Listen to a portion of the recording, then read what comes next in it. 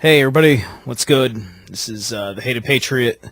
Been a few weeks, quite a few weeks since my last vid, but now I got a bunch of really good things on my mind to talk about.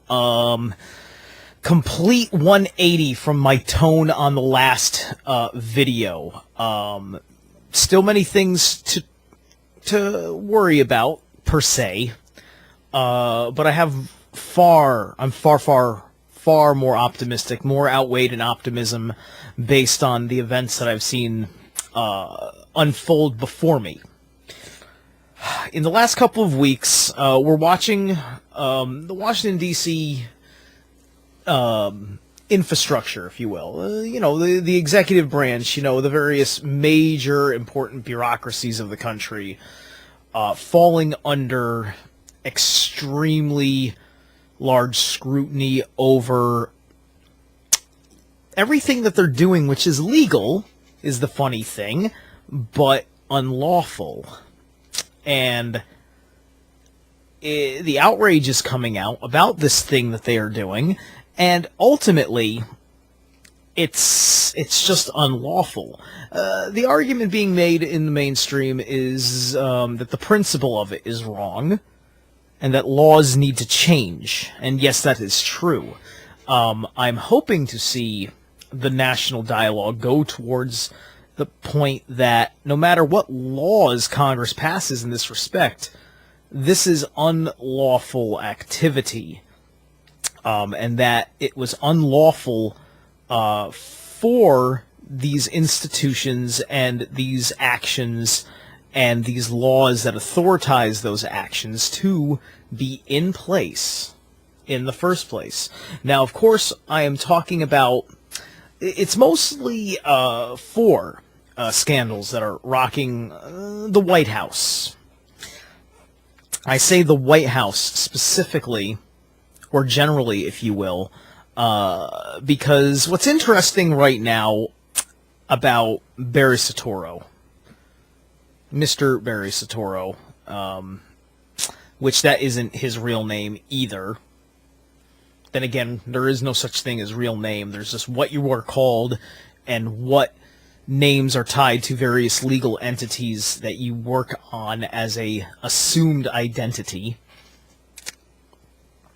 But that is another argument altogether. Just like I'm obviously not Hated Patriot. My last name's not Patriot. But at any rate, you've got, start off with Benghazi, which was building upon building. You could be 5 if you really want to go there with Fast and Furious.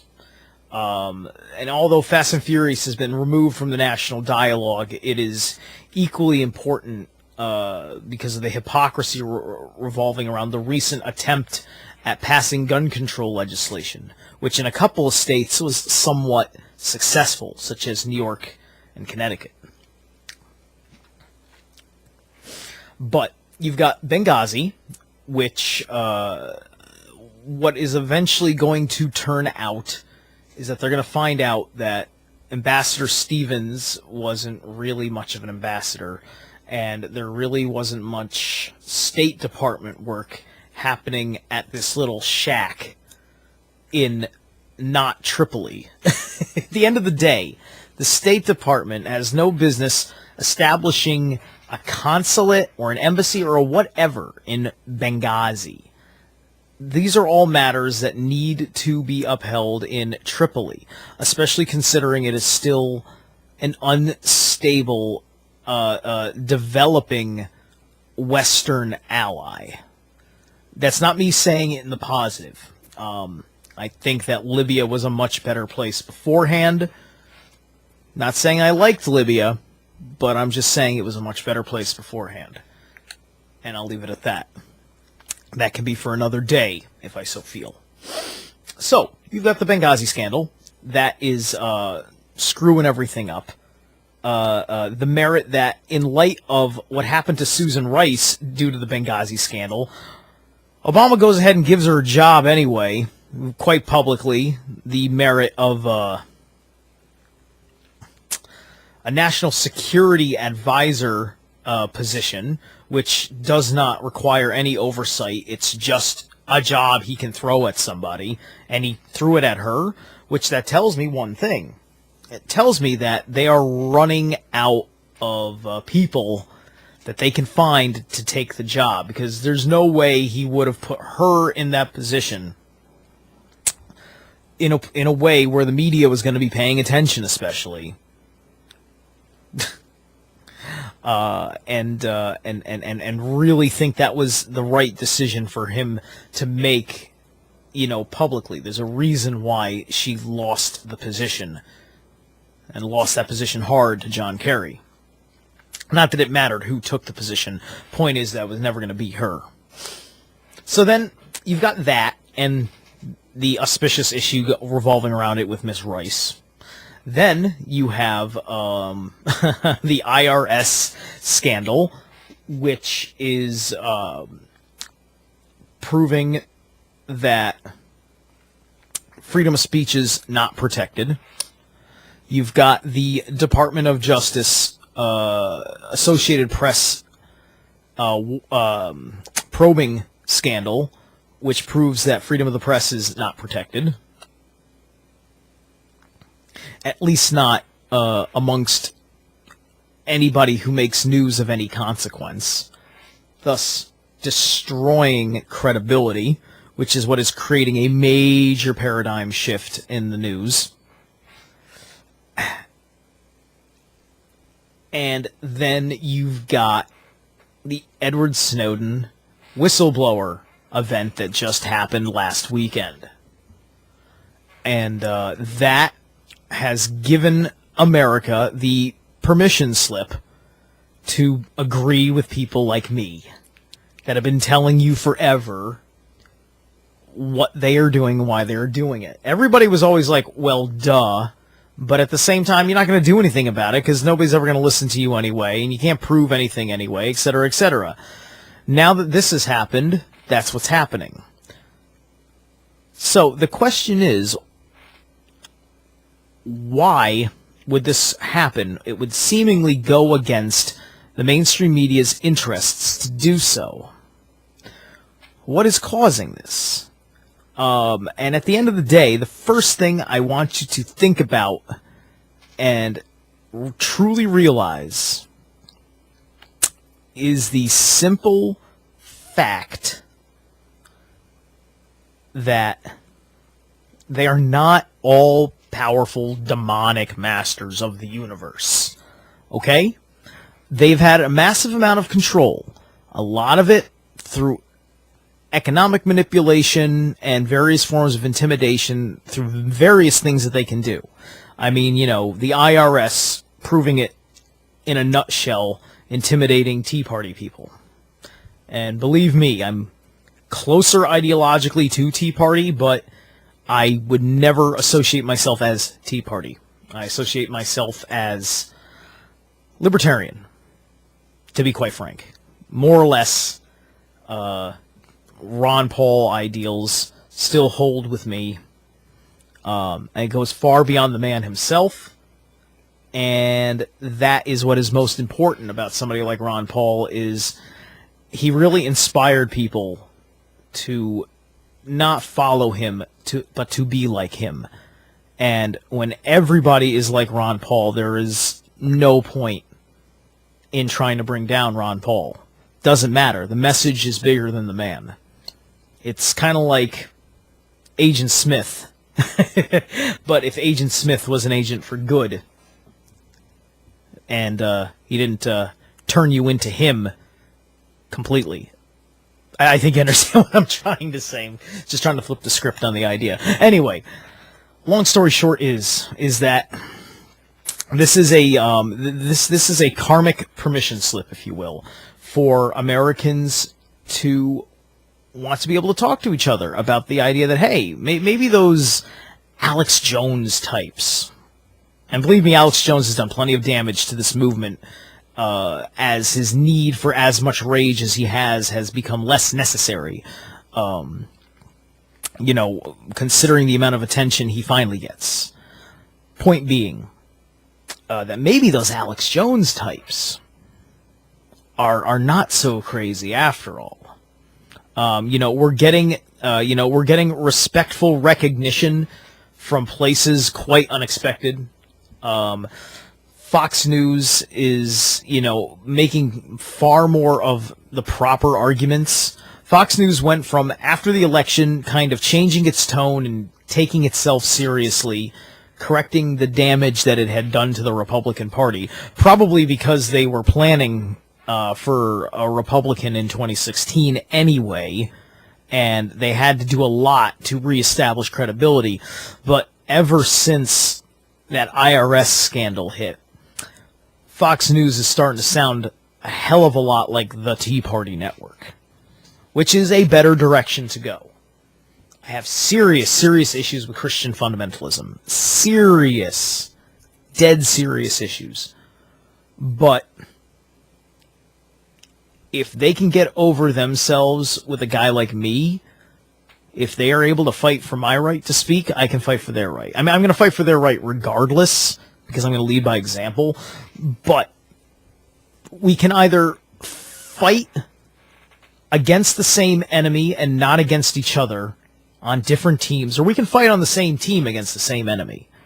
We have a better chance of success, and because we can create a better strategy if we're working on the same team.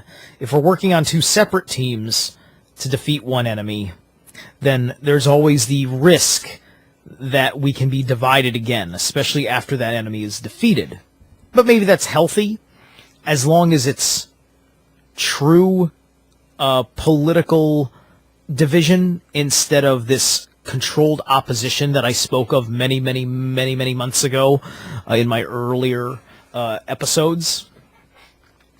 So, with that being said, this has probably been one of the most exciting times for me to be channel surfing the various newscasts as they happen and looking up new truth information as it's coming forward on alternative media sites and even a couple of mainstream sites. I'm trying to look into the Russia Today website more, because I don't get Russia Today as a channel, and I try to keep in touch with all the mainstream media sources, only for the merit that I'm wanting to understand where public opinion is being moved and where some people it's going to move to.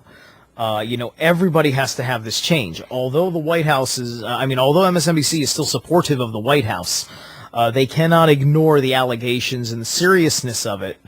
Even the staunchest, hardcore, liberal, socialist scumbag has a problem with this. And need I remind everybody across the board, is that you want to bitch and complain about bipartisan, go right ahead. One way or the other, you're going to give this authority to this administration, and that doesn't mean that authority is going to be used the same way in the next administration, and the abuse of that authority. Imagine if Mitt Romney was in the White House right now. The same thing would have happened under Mitt Romney's watch, because this goes back to 2010, the IRS scandal in particular. So imagine it was, for those 2 years, it was the Tea Party, and then switching gears at the beginning of 2013, they start getting information on, they were targeting mostly Occupy groups now, etc., etc. Either way, the Tea Party wasn't really behind Mitt Romney anyway, except for the weekend warrior Tea Partiers who were just anything but Obama in theory and couldn't hold true to their values, which is one of the harsh lessons the Republican Party, I hope, has learned since then, and looking at this situation. And I don't think for a second anyone would have ever believed that things would have really been different under Mitt Romney in that respect. Especially because, the dumbest, I don't mean to be insulting, but if you're that dumb, then you don't know who you are anyway. Of the Tea Partiers, you can make the point to and say, but look, they're both funded by Goldman Sachs. there's a conflict of interest here because they both have the same pocketbook, and and people get that.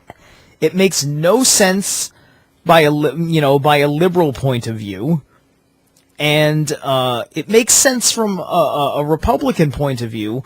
But at the end of the day, it's also the merit that both these guys are just part of the Federal Reserve. And so, it's just the bank protecting its interest and protecting itself from falling under the scrutiny of the Treasury, who, ultimately can forge economic policy in such a way to destroy the Fed and create a new Fed board or any other thing that it may damn well want. So they got to play ball. The Fed is the villain because it is a slave to the Treasury. Because the Treasury is held accountable to the people because it's part of our constitutional democratic republic, and we keep supporting people that are supportive of those economic policies. And at the end of the day, if the Treasury really did want to, it could say, go ahead. But it lets it go. The people allow the elected officials to appoint Federal Reserve banksters in there. So anyway, that's a divergence, really. I digress from my greater point that I don't know exactly why, although I have a huge imagination about it. The stupid blue light in this microphone looks stupid because I feel like there's a blue blob trying to get into my mouth, and it's a little obnoxious. But oh well, I'm gonna have to deal with it. This is a nice mic. It's a condenser. All right, I upgraded, bitch. So,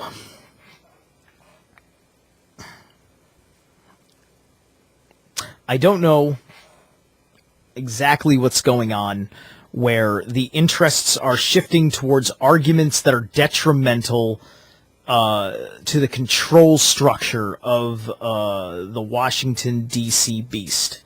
But it's happening, and we need to take this opportunity and seize it and win with it. This is a great time to break the ice in conversations about all the things that we talk about through this. And when I say all the things, I mean start with everything relevant to those subjects, and don't bring up one goddamn esoteric thing. I plead that you do not start bringing up David Icke type stuff and anything esoteric at all. Don't bring up aliens. Don't bring up anything. All in due time. If I haven't said it before in one of my episodes, I'll say it again now. The NSA's face reason for operation was the Cold War, and now moved on to the War on Terror. And it's following suit with all the things, and then it would go into the war on meteorites, and which I think this was all Werner von Braun or one of these paperclip Nazis that was talking to the U.S. As a employee of the U.S. And then of course the war on space itself. As they work on their project Bluebeam, and what that is all about is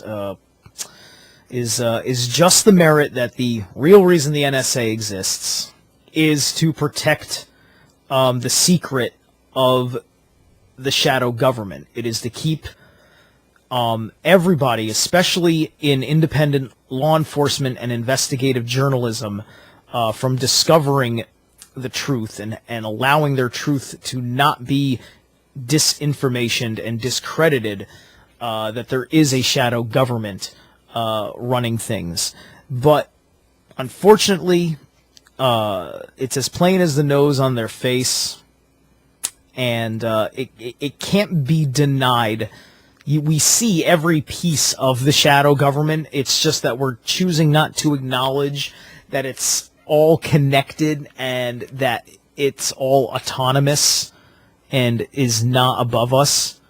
Even though we've had politicians straight up say, "Oh, we can't audit the Fed. We have to allow the Fed to have their autonomy." In other words, we can't allow We can't allow our contracted sole bank provider be accountable to the people. It's a private business. I'm still up in arms in the question of what really to do with banks and corporations, especially banks. All I know for sure is that I set up with a credit union and they treat me right. And I guess if it's an institution that's not state-run, it's the better thing. The only thing I can be really certain of is that if we can find an alternative to the dollar, even if it's a fiat currency, it'll at least serve us in the interim while we are building up a better kind of concrete, physical money system, something that you cannot counterfeit or replicate. I'll move to Hawaii and run on a seashell economy if I have to, but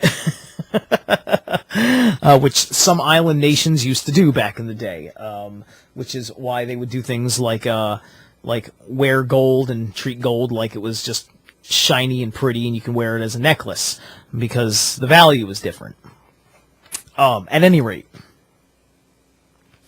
that's a lesson to be learned when you're interacting with another civilization.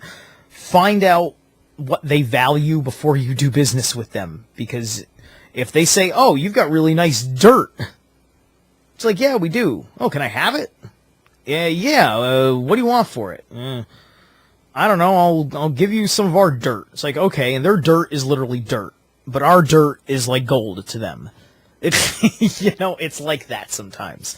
Why do you think the Native Americans bought the island of Manhattan for a handful of precious gems that didn't get them as much mileage as the island of Manhattan did?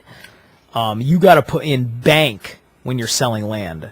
Land is super freaking valuable, and that's the way it goes, especially when you've got this Fourth Amendment situation, because that's your property. At any rate,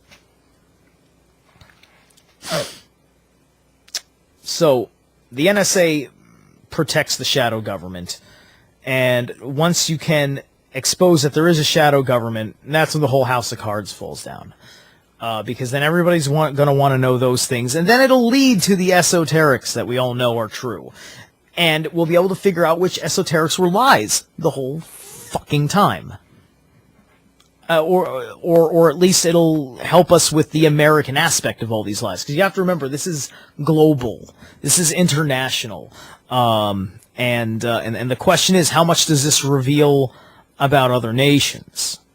Because, if the NSA has been gathering this much data well enough, which, of course, it's going to be getting all of its data from FBI, which is domestic, and CIA, which is foreign, then they're going to have all this crazy data on China. They're going to have all this crazy data on Iraq, on Russia, on France, Germany, England, going all the way back to the establishment of these agencies. Because any records that were on the books at the time of the establishment of these agencies would have gone there. I think I heard that the National Security Agency, which was created in 1947, didn't officially exist until 1983. Simply that it legally existed, but that it was officially a denied agency up until that point, which is how it worked so well under those for the auspices of some kinds of the men in black, is what I'm saying. Were agents for the National Security Agency. And then they had the data mining at that time to assume the role of an FBI agent or a CIA agent. Or they would just put in their own agents into those agencies, and they are double agents for that agency and the NSA. And those agencies would probably know it, and if they didn't know it, they at least knew that it was happening, and they say, like, and if somebody ever sat there and said, oh, and he worked for the NSA, so like, oh, well, that doesn't surprise me. They're allowed to secretly work for us, or work on our payroll, or whatever. You get my point. So, Edward Snowden, is he for real? Don't know. We'll figure it out in time. Maybe that information will be relevant. Maybe it won't. I'm confident that somebody's going to figure it out. It doesn't matter. He went to Hong Kong for a reason. Hong Kong is very unique within China itself. He probably did that on purpose. Otherwise, it doesn't matter to me. All that matters is the story. I could care less about Edward Snowden, but in the meantime, I could say he's a hero, and I will. Yes, Edward Snowden is a hero. The concept of the action tied to the name Edward Snowden is a heroic action in my book, because it has given the world the permission slip to look at this government this way. And it has shifted the paradigm, and things are going to accelerate now very, very rapidly. I've got interesting people that are telling us watch out for the 21st, which is 6 days from now, June 21st of 2013, which is, let me find out what day of the week that is. That is a Friday, so beginning of a weekend. July 4th, I've heard some interesting things may go down. And then sometime in the month of August.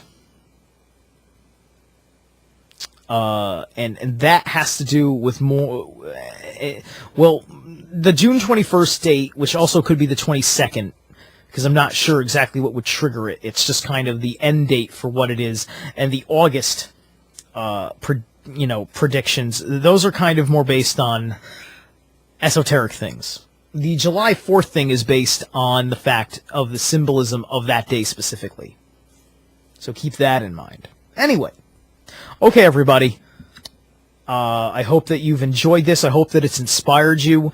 If you've been looking for somebody who's the good word on what they should think about this incident, please share this video far and wide. And I want to remind everybody, and because it's extremely important to me, is that I'm a host on Revolution Radio. That's freedomslips.com. freedomslips.com. I am Steve Travesty. I host a show called Project Redbeam. It is on every Wednesday, 8 p.m. to 10 p.m. Eastern Standard Time on Studio B. That show is just once a week, and it's called Project Redbeam to be the antithesis of what I mentioned before, Project Bluebeam. But it's not just about government fake alien invasions. It's about everything. I've gotten into all sorts of biblical stuff, into the politics stuff, alternative law, sovereignty, spirituality, everything that you've heard on this show I go through on there, which is why I've done less of these, because I'm doing live internet radio on an extremely popular station. And do yourself a great favor and check it out.